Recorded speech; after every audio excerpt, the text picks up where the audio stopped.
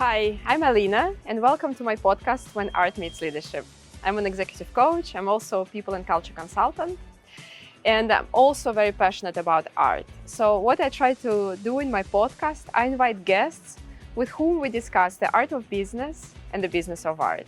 What can business learn from artists, and what artists actually need in their business?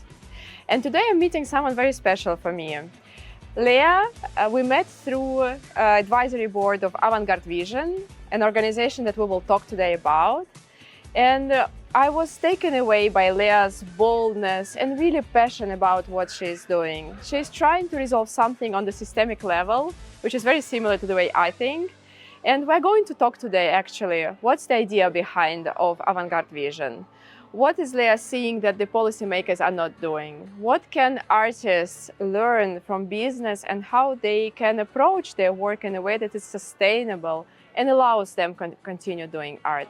But also what the business in innovation that they're trying to do can learn from artists and how we can merge those two worlds for the benefit of everyone. So let's go into Lea's world and start talking. Hi Lea, thank you so much for spending time today with me. I'm really looking forward to our conversation. Hi Alina, thank you so much for having me. Amazing to sit here with you on a bridge. Say a couple of words where we are. We are at, I want to say, a phenomenon of Luxembourg, Scott's Pub, which exists 40 years or 41 years now. And I work here a lot. I love to sit here. So we just said, pick something personal. So okay, let's do it at Scott's. We're in a very historical place of Luxembourg and the place where everyone goes whenever it comes to Luxembourg, right? It's on nice, the terrace, huh? yes. And it's especially, nice. I think in some minutes we have the sun, Yes. so that's even prime right now Yeah, to have yes, here for us. yeah, So, we're lucky. Actually, yes. Okay, Lea, let's start first. We'll discuss today your story, the story of the company that you are running, Avantgarde Vision, and the idea behind. We'll talk about art and what business can learn from art, and what art can learn from business. So that would be the frame of our conversation today.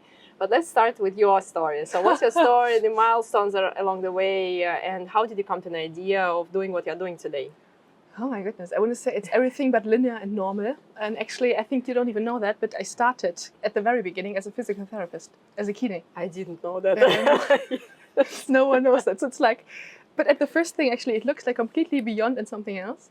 But it is not, because as a physical therapist, I did surgeon patients, like when you had an accident or something. So you focus also on what makes the system or the body work best, what makes it more efficient, what is the weak points. It's the same. I'm also a dancing teacher, so it's the same in dancing. You look for the one weak spot in a couple where the arm is not here or the foot is not here. So you look for the weak spots, identify and improve them, that everything works better. So this is actually what I also had in physical therapy, where it came from. And then later I did my bachelor and master's degree in management, because I always had the two sides. I had the side, I love to go in jogging trousers and leggings, in the physical therapy practice, know everything in Latin and just treat. But I also had the chic side. I love to be in the office with high heels and my coffee, dancer. Exactly. Yeah. But also in the office and to organize stuff. And it was just what side do you want to go with professionally? Yeah. So I ended up with the business side.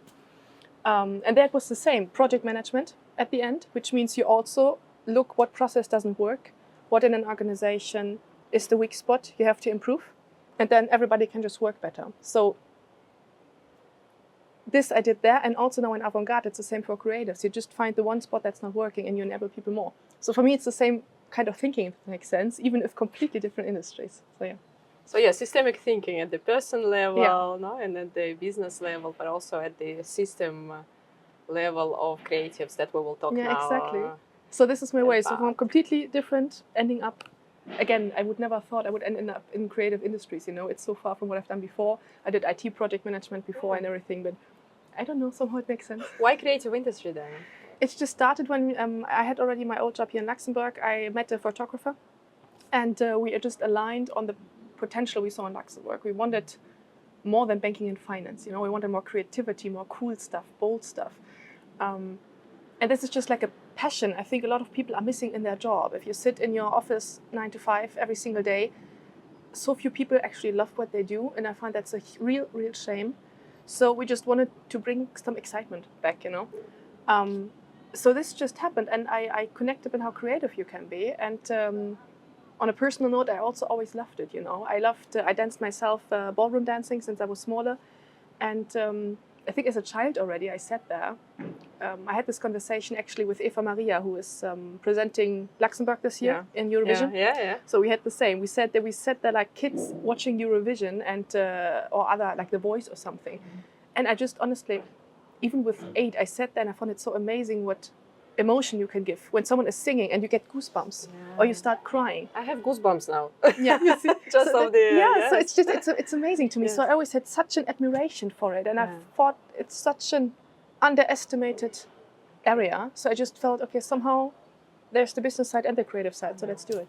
Let's talk about Avantgarde Vision. So you are trying to solve the European fragmentation, which many people are trying to solve in many different areas, right? We always remember the Draghi report and the finance sector and so on.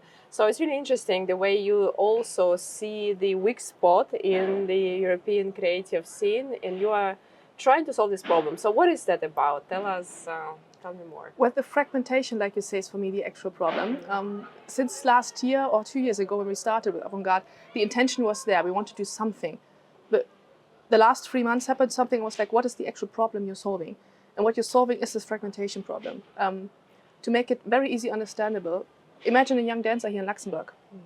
Super skilled, ready to work professional, but he has no clue how to maybe contact someone in Berlin, or how to find an agent in Italy, how to present himself. And then you have no idea, is this guy a professional one? There's so many frauds out there nowadays and so much offers you can take from, you know. So what do you look for? How do you do sales? He has no clue. So, and then one of two things happen. Either they just stop, so you lose the talent, or they move somewhere else, and then they start from scratch with a network. So the one problem we really have is this, again, you need business in some way to be creative. And I think most people underestimate that in creatives. They just think they're chaotic and they can just paint, but you still need to sell your paintings. Yeah. So you always have this business component in there. And also, even more, nowadays, I feel what's still in those creative industries is your reputation and your network is so bound to where you live. And this is, for me, so outdated nowadays.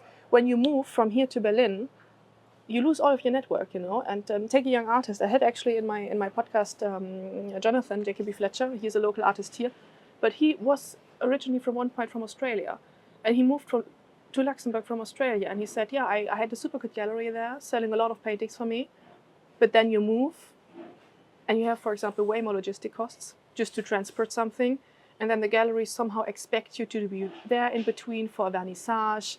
You just cannot do that if you live like 12 hours away."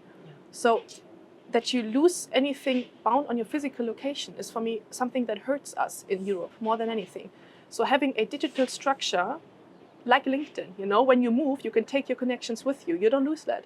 Or even when you move to Berlin, you have a network where you can look who looks in Berlin. You don't have to start from zero. So that's the idea from Avantgarde, to connect that more in a modern sense of way. And practically, how is it going to work? How it works already, because you launched. Yeah, exactly. No, we launch next week, actually. Launch next week? Exactly. Okay. Yeah. So how it works practically is very easy, actually. On the talent side, you have to see it from two sides. On the talent side, you can sign up when your profile is approved. You get a profile and a dashboard. So you have, a little bit again like LinkedIn. You know, you have a profile picture. You have all the information, practical things. What languages do you speak? Are you available? Are you open to work or not? I want it to work for people professional and half professional. If someone has a baby, or if someone wants to work for 4 months in something else, okay, then set your status to not available, and you're fine as well, you know. So you have a dashboard. You can also submit your events. So imagine a young pianist in Luxembourg who is not yet with Philharmonie, but he has a small concert here in Abbey Neumünster, or maybe in a cafe. So he can post it and it can be found. And this is a way also for you, for example. You go on the website and you can see the event and go and support young creatives, you know, not just Philharmonie. So yeah. And the fourth thing we have is also an opportunity board. So we will have the partners who will post calls, residencies, collaborations, you know, that the two sides can find each other. Again, past partners and talents. And the talents can also find each other. We have a lot of hair and makeup artists, for example. They came to us and said, "I'm always looking for models. But in Luxembourg, I have the same 2 models I can ask. I have no clue who's out there, you know." So say, I would love to have something where I can search for people to find, you know, or when someone moves to Luxembourg. Collaborations and as well. Yes, Exactly. wonderful. Yeah, or when someone moves to Luxembourg, they feel lonely here. So if you move to Luxembourg, just going in and finding other creatives, come to Avantgarde Meetup, and you have a connection as well. So how it looks also in practice is that you have something between professional and community. I wanted that too, you know. You have professional credibility if you are a member, but you can also use it for community. So for me, I wanted to work for all people, no matter where you are in your life and your career, you know. So what I actually said before, what we do with Avantgarde and what we're solving, the fragmentation. For the talent, I said it, basically that you live somewhere, you don't have the connections, and you're bound to your physical location. This is the supply side, if you want so. And the other side is where actually I just read the Art Basel brings out once a year and report about the art market. And just now the one for 2026 came out. And it's very interesting because I was like, that's actually exactly what we're doing, so good. Because this is the partner side. So what they actually said, galleries now specifically for the art market, they face 3 challenges in the next year. One is to get really quality new work. So finding new artists and not just asking the same 2 people since 20 years, do you know someone, you know, but to find international cool qualified. This is the keyword here. Talent is a huge problem for galleries. Second thing is the expansion into new geographic areas. They mentioned that as well. That's a huge thing. How do you, especially nowadays, I mean, look at Ukraine, look at US. Some galleries had a huge problem because out of nowhere the buyers from US went away. So how do you expand it to geographic locations? Well, with digital structures, when you can find connections without traveling there and hoping you find the right person. So that's the second thing. And the third thing is you also, very practical, you need buyers. You need new, young creation and generation buyers with purchase power, I want to say. This is my age at some point. This is young people, so you need something digital, modern, to actually approach them somewhere in a format where they can also find that. So this was just in the Art Basel report, and it's actually all 3 problems which we solve with digitalization and connecting and solving this fragmentation problem. Wonderful. We need it more than ever, you know. So that's the demand side, if you want, so not just the supply side, and this is where they found each other. Wonderful. And maybe educating a little bit the young buyers, right, about what actually do you buy, how do you buy, you know. They also said that the education goes so down, so the purchase power would be there, but how do you actually learn what to look for? It's not just the big ones anymore, Picasso or whoever, but how do you evaluate like a new artist or neoclassic, what we have nowadays? So it's a professional community, there's a physical part of meeting, allowing people to meet together, but also mostly developing themselves as creatives in a more sustained, visible way, supported by you, knowing that you are backing them up with the visibility part. That's wonderful. Exactly. Yes, I do think it really solves lots of problems that creatives, especially young creatives that are just trying to find their foot. And I like you said, the pianist who is not with Philharmonie yet. Exactly. That's where you can definitely make a difference, I think.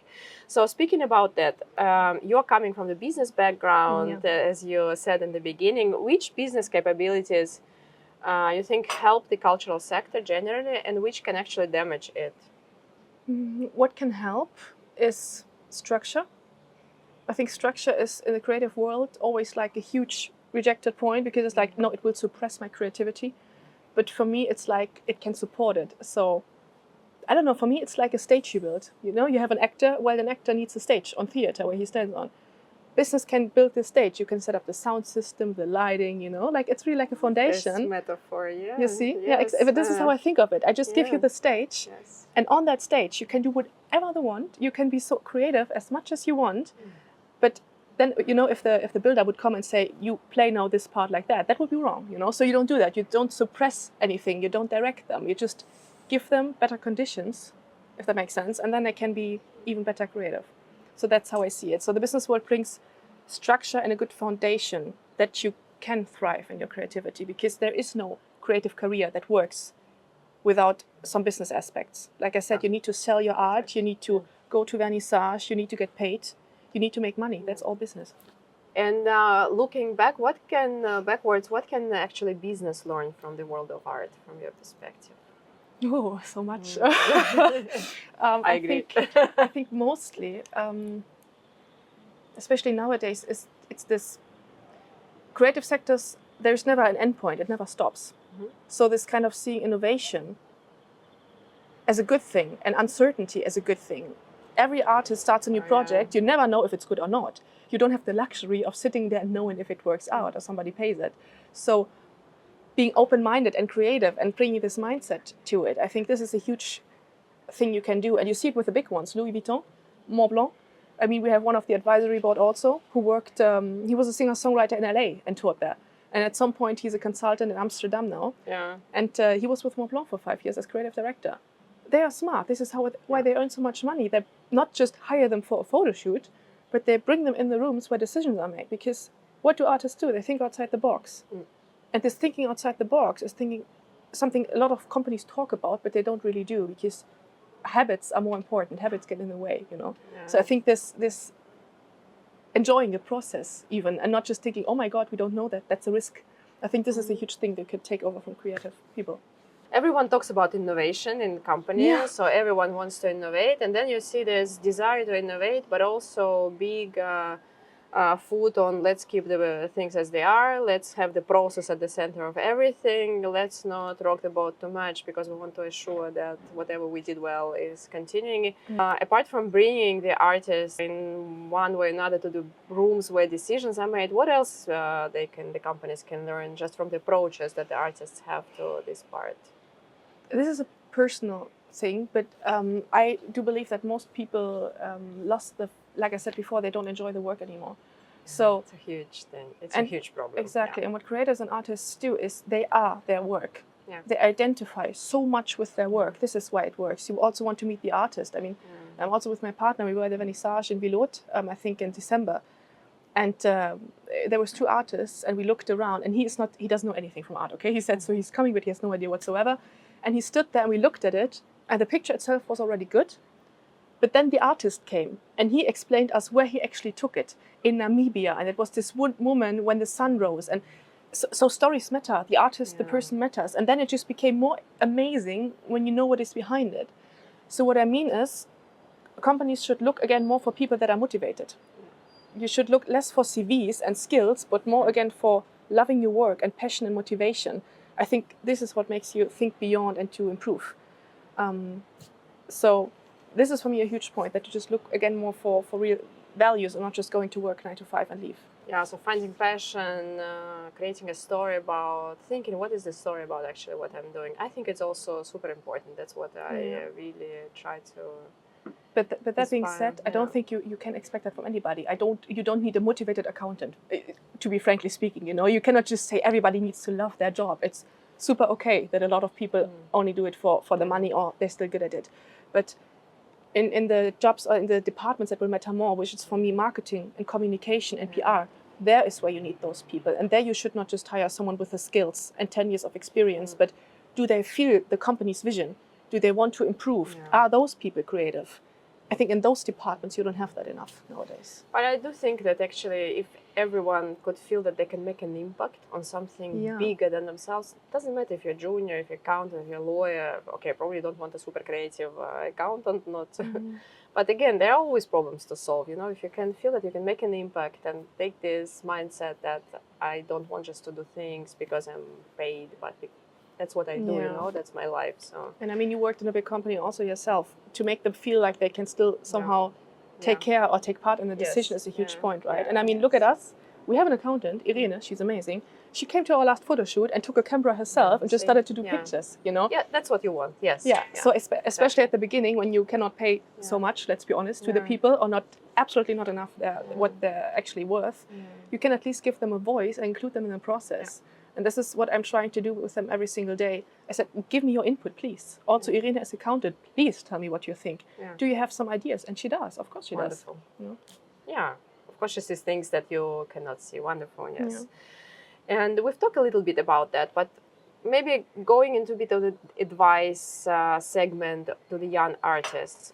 What do you think actually, what is the difference between a successful one? As you said, you know, it's great when you prepare something, you can create something amazing, but then you have to sell it because otherwise it's not sustainable, right? So what is the differentiation between the successful and the not successful one? Oh my goodness, I learned that last year actually in practice when I worked with them.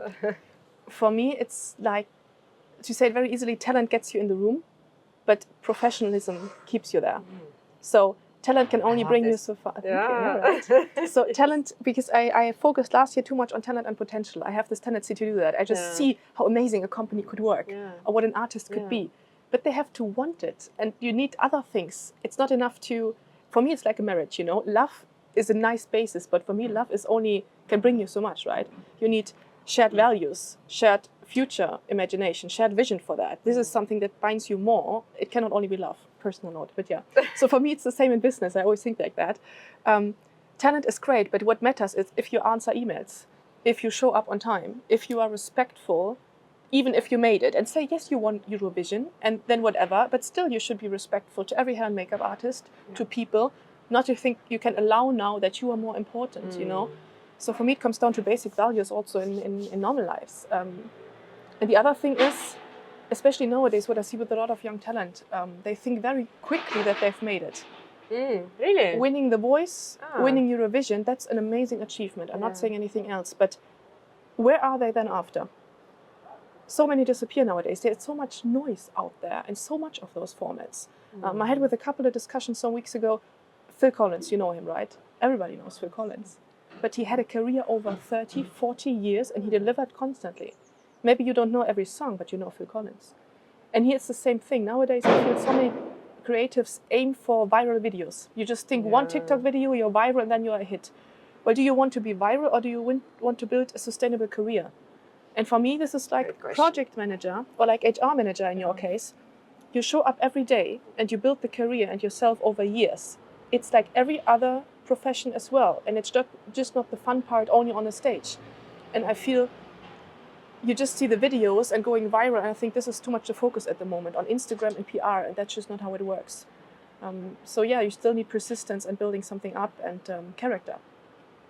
Yeah, we're in a world where Instagram really, there's this picture sometimes with very little substance, right? Yeah. So, and also you spend 1 second on the picture and maybe you have lots of views, but it's 1 second and exactly where is the sustainability, where is the substance? How are you going to show up in the next 30 years maybe of your creative career? And I think one last thing of that, which I think is super important, energy. You cannot fake energy. This is what I also, no matter, because we come to AI later, no matter what will happen with AI, you cannot replace this by a robot. You just can't, you know? So taking again Eva, because I interviewed her recently for Eurovision, this is just a beautiful soul. She loves what she is doing. And when she's on the stage, this is why she comes so far, she enjoys it and she's not afraid of her potential. And I met also the other part who are actually depressive and who hide it. And who then start to use some substances, you know, you see that everywhere. Look at Robbie Williams or whoever. It's just too much at some point. And if it's just a performance or if it's authentic and they bring that feeling around, they can capture the crowd, you know. And what she told me was like, when she sees a couple cuddling to her song, okay, you go in a little slower and you enjoy the moment. If you see people completely partying, you go a little bit and you take the energy, but you work with the audience and you love what you're doing. This is something, if you, interaction, empathy is for me something where this energy comes across. You know what I mean? Yes, and it's very interesting because I was talking to someone who invests in startups, and that was exactly the answer when I said, how do you choose who to invest on and not? So it's not the idea, it's really the energy that I feel in the founders, how they're going actually to make it. Confidence. Is there energy, confidence. Do you believe in actually what you're doing? And this is, I had that in mind because it's the same for me right now. How is anybody else supposed to believe in you or in your company if you don't believe in it yourself, you know? So this is actually then super smart, what your investor said. And this is for me, you hire people, not the skills. You invest in the founder, not in the company, and not in the short-term cash revenue, but you invest in the founder and you go the way together. You definitely have the energy. It's very, it's very visible even through the screen, but in person even more. It's all the coffee, you know? No, it's you. Okay, and if Luxembourg wants to become a real creative hub, what do you think the policymakers should do? Maybe, you know, some small thing that can change a lot? I have a big thing. Let's go. It may be harsh, but the truth can be harsh, so okay, let's see how that goes. But I think it's just mindset.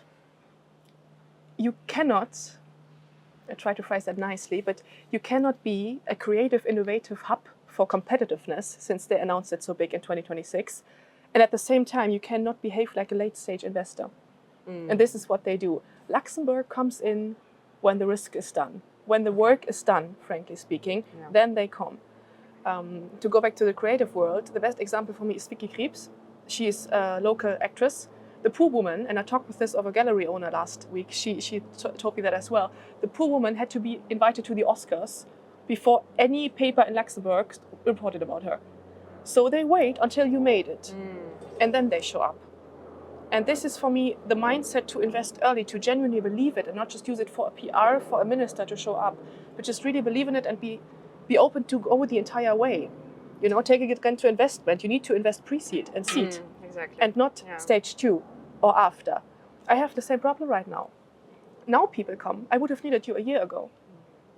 Because then you need money and time and someone that believes in you. Later, when I've made it, I don't want your money. You know, this is like a marriage, just showing up for the good times. That's not how it works. And it's also not how it works. You have to support young creatives from the beginning before they made it. We have to celebrate more that you're even trying, and not just when you made it and then they're there for PR operatives. So for me, just this mindset of believing and making it together earlier, this is for me something we miss hugely in Luxembourg. We play it way too safe. We love to play it safe, and that's just not how it works in innovation. And it's a little bit from collector's perspective. It's always how much do you collect from the artists that are already big names and you know it's like a safe bet, and how much you just look and you like and you buy, and okay, maybe you will be able to sell it, or maybe you will just keep it, and you don't care about the value, right? So isn't that just trying also something cool, you know? Let's just try. That you have so many creatives in Luxembourg and young people. Let's just support them, that are motivated. Be happy and grateful that you have so many motivated people, you know? So just see that more, and not just when you made it. Celebrate the way, and not just the end. So it would be like working with partners to see where the needs are, also at the seed, pre-seed investment perspective. Well, for me, it starts actually with public funding, because in creative industries you have less the VCs coming in. You have public funding. Public funding, and I had the problems also last year, not only me but also artists. What they do is they fund projects and not careers. So, okay, that's perfect, and I filled that out myself. It costs you days of preparation and years of your life, to be honest, to fill out one single application for a public funding. Excel sheets, worksheets, numbers I would not even have as a project manager at this point. It's frankly speaking, it's ridiculous what they ask for not even knowing if you succeed. And it's always focused on European level and on Luxembourg level on projects. So take a young artist again, he gets maybe funding for one exhibition. Okay, and then after?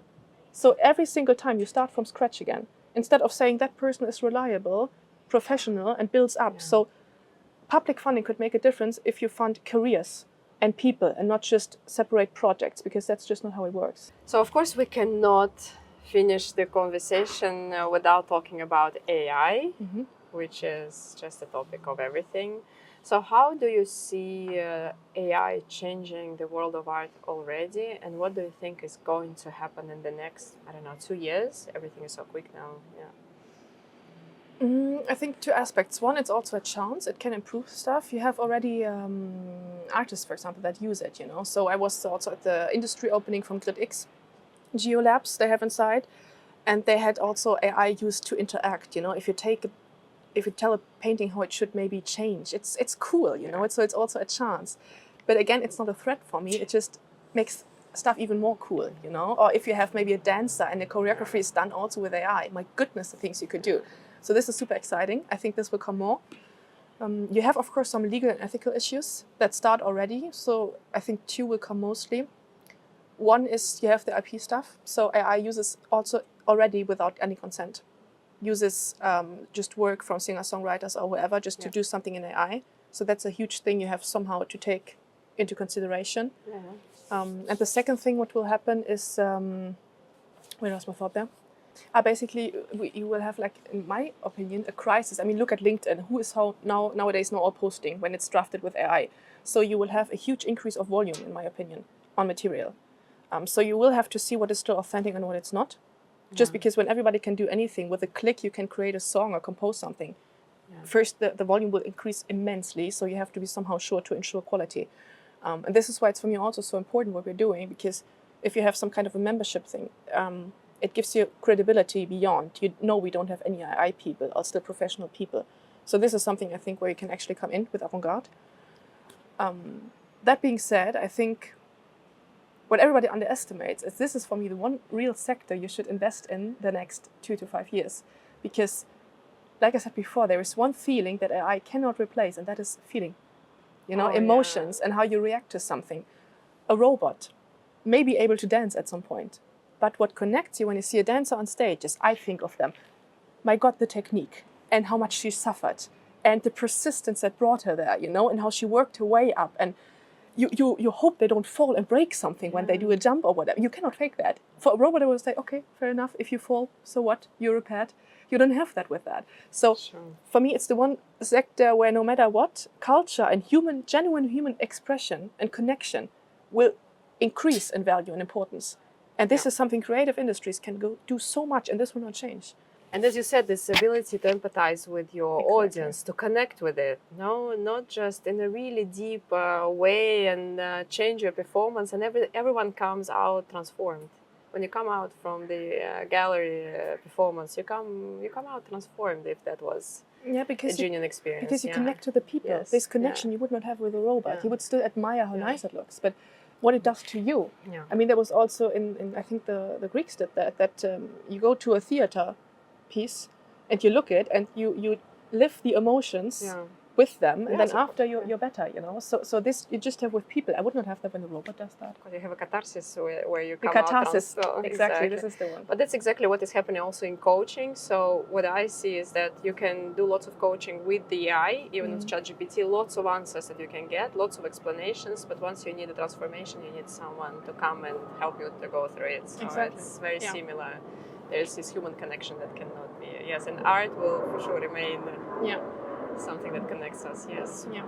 I have this question that I constantly think about in relation to art and companies, organizations, and I would be interested to know what you think. So you, on the one hand, you always strive for this excellence.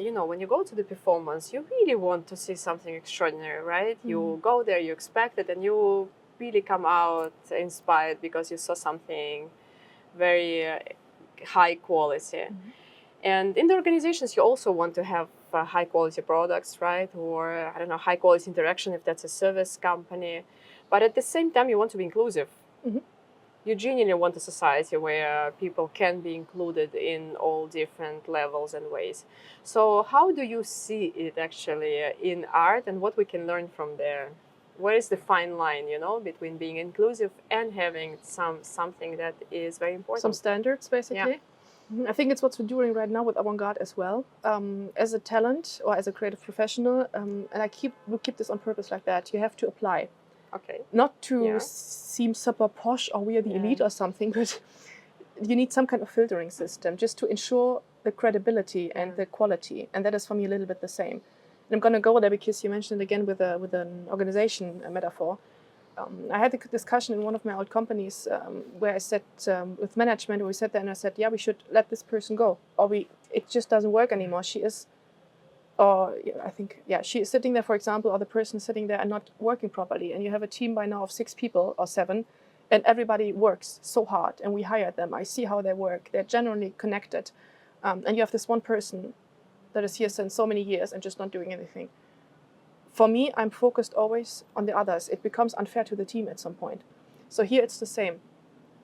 Inclusive, yes. So we have the option that you can start from the start, and you have the chance to develop. Skills is not the point, but if you take it seriously, if you're really behind it, again, coming back to mindset, this is what we want to see. So Avantgarde membership, for example, you can apply, but if I let anybody in, and you can just, like LinkedIn, you just sign up and you have a profile, that's unfair to the other people who actually take their career seriously and try to be professional and put skills in.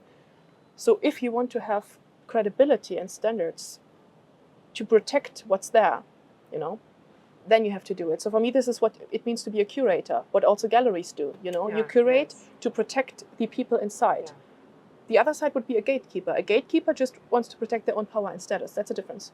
So this is for me the same in I love this writing. it. You love it? Yeah, right. So I see it. So that's for me in those 2 areas actually the same kind of mindset. And it's interesting because I was talking to Anna Krips, and who is a fantastic photographer. And she mentioned this being serious about what you do all the time. So it's Yeah. really about taking seriously what you do, just going for it. Yes, and Yeah. it's interesting that it comes out because you haven't seen the interview yet, and it comes out again. So it's clearly something that is very important in whatever you do. Absolutely. Right. Coming back to the values, you need to Exactly. make it, right? Yeah, Talent brings you exactly. somewhere, Yeah. and then you need way And- more yeah. to make it work. And you take seriously, and you become professional, and you just keep going, right? Yeah, exactly. Okay, so I wish all the best to Avantgarde. Thank I'm you. really watching what you're doing. Well Yeah. done, and all the best for the launch. Thank you Yes, so much. Thank you so much for the Perfect. conversation. Thank you.